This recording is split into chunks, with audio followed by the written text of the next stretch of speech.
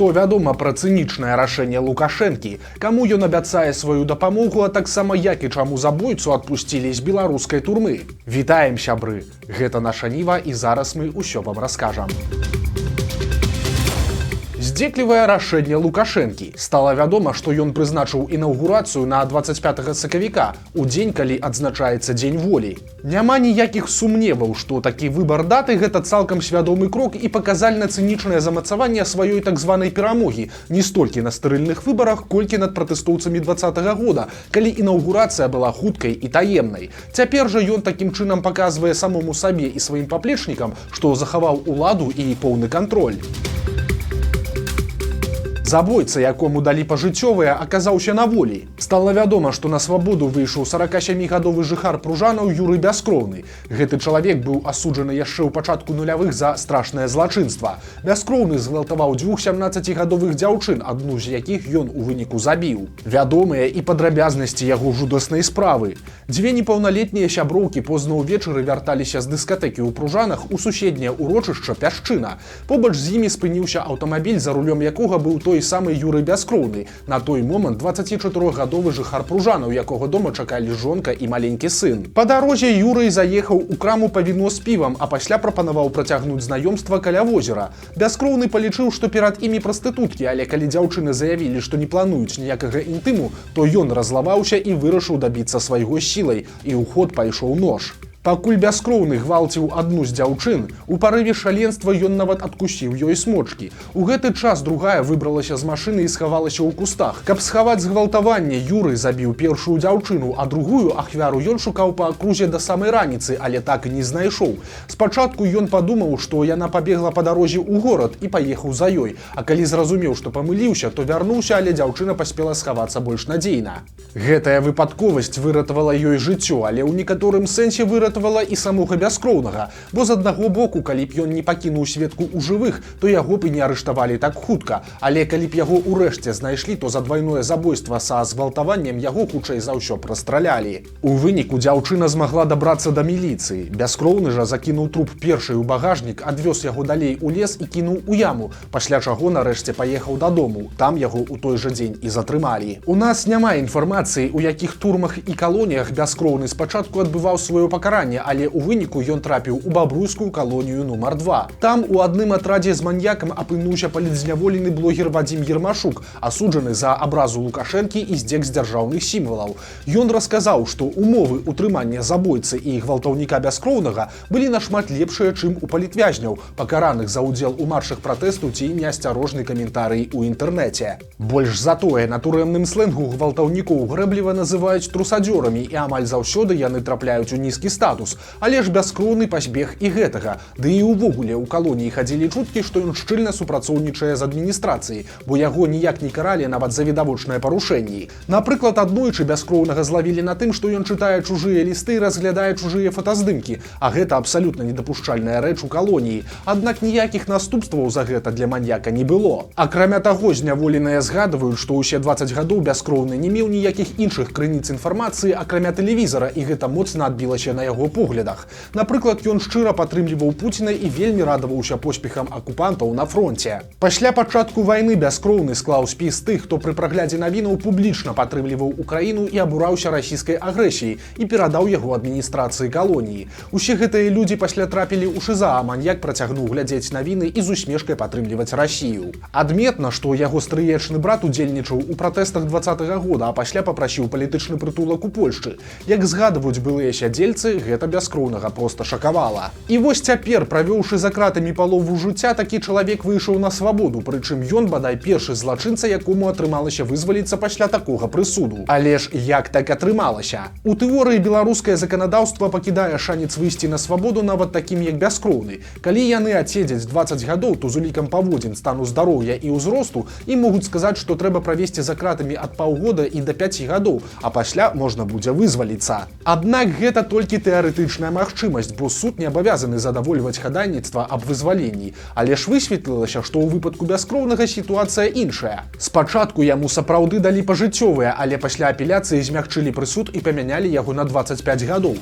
У выніку ён правёў за кратамі каля 23. Яшчэ 2 гады яму скінулі па амністыях, якія ў пачатку стагоддзя прымяняліся амаль да ўсіх катэгорый злачынцаў, у тым ліку і да забойцаў. Апроч таго, час знаходжання ў СІЗА мусілі пералічыць з разліку дзень за паўтара. Ну і вынік свабода. Але ж галоўнае пытанне, ці зможа гэты чалавек адаптавацца да звычайнага жыцця. Ён не бачыў ані мабільнікаў, ані супермаркетаў, анічога за апошнія 20 гадоў. Але падобная сітуацыя была ўжо ў Расіі. Там пасля 25 гадоў адсідкі выйшаў чалавек, таксама калісьці асуджаны да пажыццёвага. На свабодзе ён пратрымаўся 2 гады, а затым парэзаў нажом сабутэльніка і вярнуўся ў звыклую для сябе турму.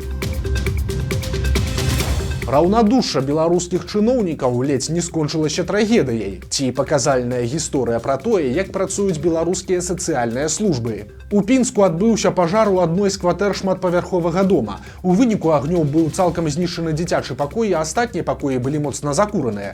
34гадовыя маці з 2гадовым малым змаглі выратавацца і не пацярпелі толькі дзякуючы пажарным. Яны забралі людзей праз вакно з дапамогай вышкі. Прычынай здарэння, са слоў той жа маці, стала свавольства дзіцяці з запалкамі, але калі па сітуацыі пачалі праводзіць праверку, то ўскрылася вось што. Аказалася, што гэтая сям'я даўно вядомая як праблемная. Агулам у жанчыны 4 дзяцей, за якімі яна не вельмі глядзіць. Суседзі не адзін раз паведамлялі ў органы апекі, што дзеці прадастаўлены самі сабе. Часам малых бачылі голых і босых у пад'ездзе, а таксама суседзі папярэджвалі пра гульні дзяцей з агнём. Акрамя таго, адна з дачок мае асаблівасці развіцця і стаіць на кантролі медыкаў, але ж маці не выконвала рэкамендацыі дактароў і не вадзіла малую да адпаведных спецыялістаў. У мінулым годзе сям'ю правяралі ажно двойчы, але так і не прызналі, што дзеці знаходзяцца ў сацыяльна небяспечным становішчы. Ну і вынік пажар, які цудам абышоўся без ахвяр.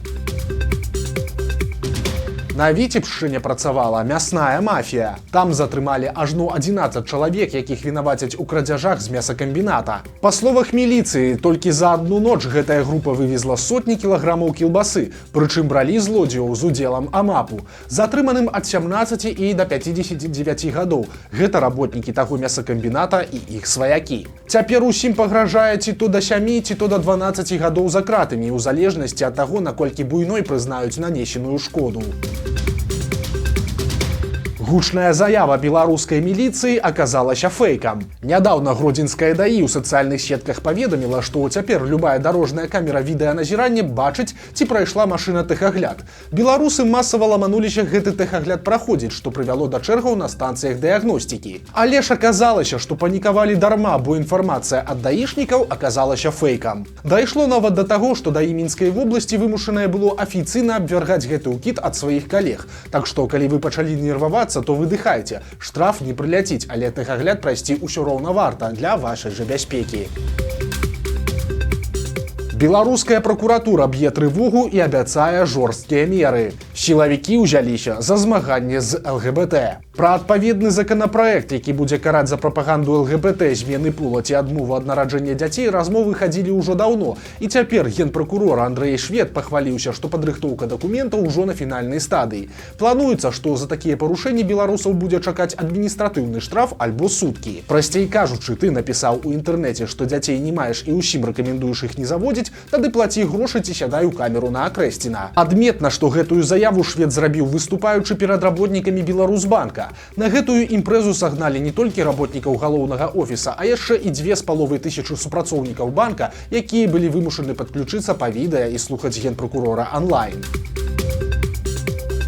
Новая перамога даносчыкаў і прыхільнікаў Лукашэнкі. Сумна вядомая Вольга Бондарова і яе паплечнікі дамагліся адмены летняга фестывалю пад назвай «Свята Сонца», які з 2016-го традыцыйна праводзілі на купалле ў Дудутках пад Мінскам. Цяпер жа Бондарова называе фестываль неапаганскім шабашам са свастыкай і рунамі і хваліцца, што анулявалі пасведчанне на права арганізацыі правядзення мерапрыемства, выдадзенае Пухавіцкаму раённаму цэнтру культуры, і нават больш за тое. Артыкул пра фестываль выдалілі сайта Агентства Белта. Увогуле, дзейнасць Бондаравай – гэта цікавы парадокс сённяшняй Беларусі. Яна нападае і на прыхільнікаў Лукашэнкі, і на яго чыноўнікаў, і нават адкрыта абражае яго нявестку і жонку сярэдняга сына Дзмітрыя. Іншых беларусаў адпраўляюць на гады калоніі і за меншае. Замест таго, каб прыструніць даносчыцу, сілавікі яе ігнаруюць, а дробныя чыноўнікі прыслухоўваюцца да яе ляманту і ідуць насустрач яе патрабаванням. Крымінальная гісторыя здарылася ў Гомельскім раёне. Там мужчына выпіваў разам з сябрам і паскардзіўся, што яго абакралі і вынеслі будаўнічыя інструменты. Сябра параіў звярнуцца ў міліцыю, куды сабутэльнікі адразу ж і пазванілі. На выклік прыехала следча-аператыўная група ў складзе следчай, супрацоўніка крымінальнага вышуку і эксперта. Вясковец сустрэў іх на вуліцы, правёў удома, сам вярнуўся да выпіўкі. Трохі пазней даведаўшыся, што адпрацоўка крадзяжа займае некалькі гадзін, вясковец раз'юшыўся. Ён пачаў канфліктаваць з гасцямі, а пасля прыставіў нажніцы да шыі следчай і заявіў, што можа лёгка забіць чалавека. Мужчыну паверылі на слова і хуценька скруцілі. Цяпер ён знаходзіцца пад вартай і чакае суда за пагрозу гвалтам сілавікам. Яму свеціць да 7 гадоў калоніі. Беларуска родам з Альшанаў папулярызуе незвычайны родны дыялект. Цяпер Кацярына Андрусевіч жыве ў Нідерландах, але не забываецца пра сваю малую радзіму. Яна расказвае усякія цікавосткі жыцця ў эміграцыі, але робіць гэта на альшанскім дыялекце беларускай мовы. Гучыць гэта вось так. Я живу жизнь своей мечты. Ось, например, обычный день. От работы было обучение, даже правильно мое имя написали. Як ты белоруска, которая живе в Голландии, то про гэта яно можна мечтать. Для іх наши імена вельмі важкие. Не можу вам багато на роботі знімати, тому що є етика. Зате на вулиці, куди не глянь, то хорошо. Взагалі вирішила, що не буду нічого придумляти, буду просто знімати те, як і є. Просто свою життя. Кому інтересно, тому інтересно. А кому не інтересно, то в того просто вкуса нема. Вернулася домой, а тут вишенка на торті. Подарок від Джанлуки. Ой, ну не жизнь это мечты.